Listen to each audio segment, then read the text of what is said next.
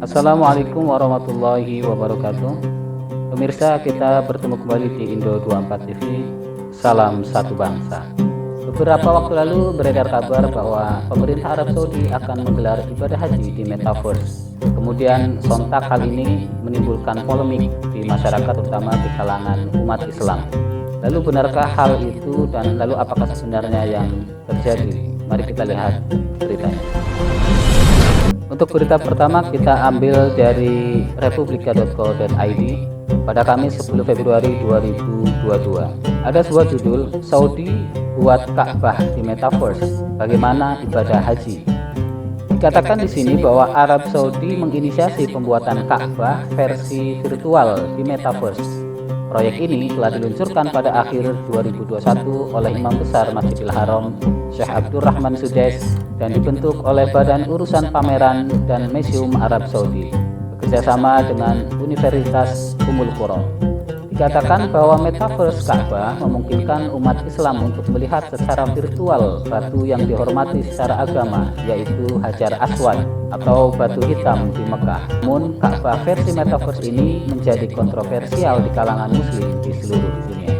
Inisiatif ini memungkinkan umat Islam untuk melihat Hajar Aswad secara virtual sebelum ziarah ke Mekah, kata pejabat Saudi dalam sebuah pernyataan saat mengumumkan inisiatif tersebut, seperti dikutip dari TRT World.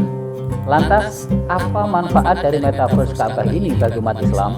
Lalu bagaimana dengan pelaksanaan ibadah haji? Apakah boleh haji lewat Metaverse? Ketua Majelis Ulama Indonesia MUI bidang fatwa, tetapi pelaksanaan ibadah haji dengan mengunjungi Ka'bah secara virtual tidaklah cukup dan tidak memenuhi syarat, tutur dia kepada republika.co.id pada Rabu 9 Februari 2022. Beliau menjelaskan bahwa aktivitas ibadah haji merupakan ibadah mahdhah dan bersifat tauqifi, yang berarti bahwa tata cara pelaksanaan sudah ditentukan. Hal ini sama seperti ibadah sholat, zakat, dan puasa. Beliau mengatakan ada beberapa ritual yang memang membutuhkan kehadiran fisik, sehingga menurut Kiai Ni'am, kunjungan ke Ka'bah secara virtual bisa dioptimalkan sebagai sarana pengenalan secara lebih dekat dengan 5 dimensi, supaya ada pengetahuan yang utuh dan memadai sebelum pelaksanaan ibadah. Dia juga menuturkan, Metaverse merupakan bagian dari inovasi teknologi yang perlu disikapi secara proporsional. Teknologi yang mendorong kemudahan, tapi pada saat yang sama harus paham bahwa tidak semua aktivitas ibadah bisa digantikan dengan teknologi berikutnya. Kemudian lebih lanjut, kalau kita lihat di liputan6.com dikatakan bahwa setelah menelaah selama 1 bulan, Departemen Urusan Agama Turki, Diyanet, mengeluarkan sebuah keputusan terkait apakah ibadah haji dapat dilakukan di Metaverse. Mengunjungi Ka'bah di Metaverse tidak dianggap sebagai haji yang sebenarnya, kata Remzi Birsan, Direktur Departemen Pelayanan Haji dan Umroh Diyanet, kepada Hurriyet Daily News-nya. Umat Islam dapat mengunjungi Ka'bah di Metaverse, tetapi itu tidak akan pernah dianggap sebagai ibadah, ujar Remzi Birsan. Dia menambahkan, ibadah haji harus dilakukan dengan secara langsung datang ke tanah suci, bukan lewat dunia virtual. Kalau kita lihat, Metaverse sendiri sebenarnya bukanlah istilah baru dalam dunia teknologi dan sains.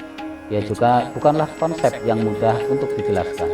New York Post dikutip Jumat 29 Oktober 2021 mendefinisikan Metaverse sebagai sesuatu yang luas, namun umumnya mengacu pada lingkungan dunia maya bersama yang bisa diakses orang melalui internet. Istilah ini bisa merujuk pada ruang digital yang dibuat lebih hidup dengan penggunaan virtual reality atau VR atau augmented reality atau AR. Sehingga kalau kita lihat di portal suara.com pada 9 Februari 2022, dikatakan bahwa inisiatif ini sebenarnya diluncurkan Arab Saudi pada pertengahan Desember 2021 lalu, yang mana hal ini digagas oleh Imam Besar Masjidil Haram dan Masjid Nabawi, yaitu Abdurrahman As-Sudais. Program ini dinamai dengan Virtual Blackstone Initiative, dan dari namanya saja bisa kita lihat tidak ada embel-embel ibadah haji di sana. Demikian berita untuk kali ini, dan untuk lebih lengkapnya bisa Anda baca di beberapa portal berita, salah satunya adalah di CNBC Indonesia. Dan lalu bagaimana menurut Anda? Silahkan tulis tanggapan Anda di kolom komentar. Dan jangan lupa untuk like, subscribe, dan bunyikan bel notifikasinya. Dari kami, akhirul kalam, wassalamualaikum warahmatullahi wabarakatuh. Salam NKRI.